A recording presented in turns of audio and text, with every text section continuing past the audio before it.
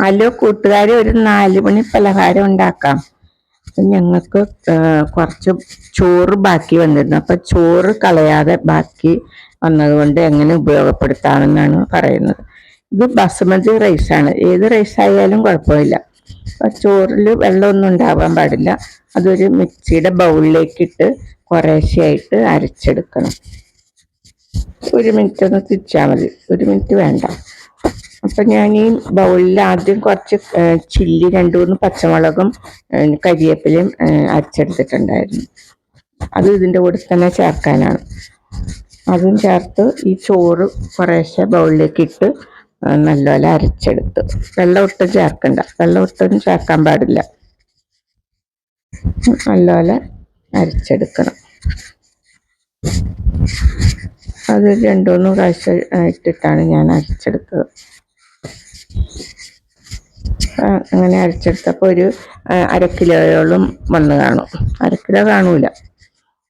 അതിലേക്ക് കുറച്ച് കായപ്പൊടി ചേർത്തു. 1/4 സ്പൂൺ കായപ്പൊടി, പാകത്തിന് ഉപ്പ്, 1/4 സ്പൂൺ മഞ്ഞൾപ്പൊടി, പച്ചമുളകും കരിവേപ്പിലയും അരച്ച് ചേർത്തിട്ടുണ്ട്. ഇതെല്ലാം കൂടെ നല്ലപോലെ മിക്സ് ചെയ്യണം, കുഴച്ചെടുക്കണം. അപ്പോൾ 1 സ്പൂൺ കടലപ്പൊടിയും കൂടെ ഞാൻ ചേർത്തു. കടലമാവ് മേടിക്കാൻ കിട്ടും. ഒരു സേവാനാഴിയുടെ അച്ചിലാണ് ഇത് ഉണ്ടാക്കുന്നത്. സേവാനാഴിയിൽ മുറുക്കിന്റെ അച്ചുണ്ടാവും. കുറെ അച്ചുകൾ കാണൂല, ഇടിയപ്പത്തിന്റെ അച്ചില്. ഇത് നല്ലപോലെ കുഴച്ച് ഇതാവുമ്പോൾ ഒരു ഇടിയപ്പത്തിന്റെ അപ്പത്തിന്റെ ആ പരുവത്തിലാണ് കുഴച്ചെടുക്കേണ്ടത്. ആ ഇടിയപ്പത്തിന്റെ പാത്രത്തിലേക്ക്, സേവാനാഴിയിലേക്ക് ഇത് കുറേശ്ശെ ഇട്ട് തിരിച്ചെടുക്കണം.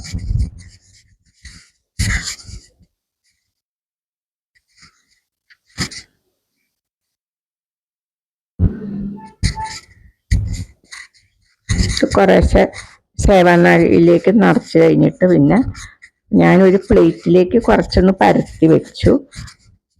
ഇങ്ങനെ ചുറ്റിച്ചു വെച്ചു. മുറുക്കിന്റെ പോലെയാണ് ചുറ്റിച്ചെടുത്തത്. പല ഷേപ്പിലും എടുക്കാം. പിന്നെ നോൺ സ്റ്റിക്ക് പാൻ വെച്ച് അതിലേക്ക് എണ്ണ ഒഴിച്ച് നേരെ അങ്ങനെ ഒഴിക്കാം.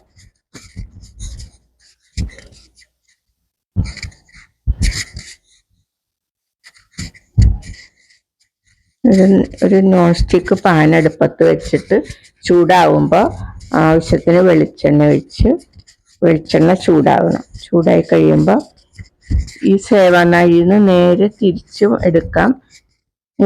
മുറുക്കിന്റെ ഷേപ്പിലാണ് ഞാൻ എടുത്തത്. എന്നിട്ട് വെറുതെ ചുറ്റിച്ച് എടുക്കാം. നേരത്തെ പ്ലേറ്റിൽ ചുറ്റിച്ച് വെച്ചത് അങ്ങനെ തന്നെ എടുത്ത് ഇതിലേക്ക് ഇടാം. അല്ലെങ്കിൽ ഇതുപോലെ സേവാനാഴി വെച്ചിട്ട് ചുറ്റിച്ചിടാം. മീഡിയം ഫ്ലെയിമിൽ വെച്ചിട്ട് ഇത് വറുത്തെടുക്കാം.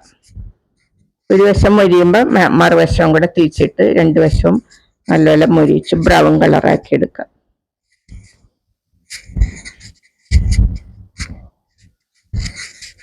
രണ്ട് വശവും ബ്രൗൺ കളറാകുമ്പോൾ കോരിയെടുക്കാം.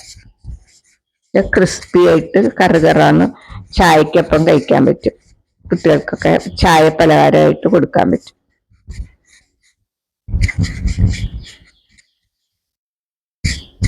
അപ്പൊ ഞാൻ ആദ്യം പ്ലേറ്റിൽ ചുറ്റിച്ച് വെച്ചിരുന്നതാണ് ഇപ്പൊ എടുത്ത് എണ്ണയിലേക്ക് ഇട്ടത്. അതും ഇതുപോലെ ഒരു വശം ബ്രൗൺ ആകുമ്പോൾ തിരിച്ചിട്ട് കോരിയെടുക്കാം. അങ്ങനെ ഒരു 2-3 പ്രാവശ്യമായിട്ട് ഞാൻ വറുത്ത് കോരിയെടുത്തത്.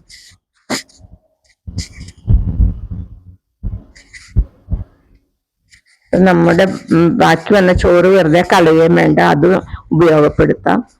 നമുക്ക് 4 മണി പലഹാരമായി. എല്ലാവരും ഉണ്ടാക്കി നോക്കണേ. വീഡിയോ ഇഷ്ടമായാൽ ലൈക്ക് ആൻഡ് ഷെയർ ചെയ്യണേ.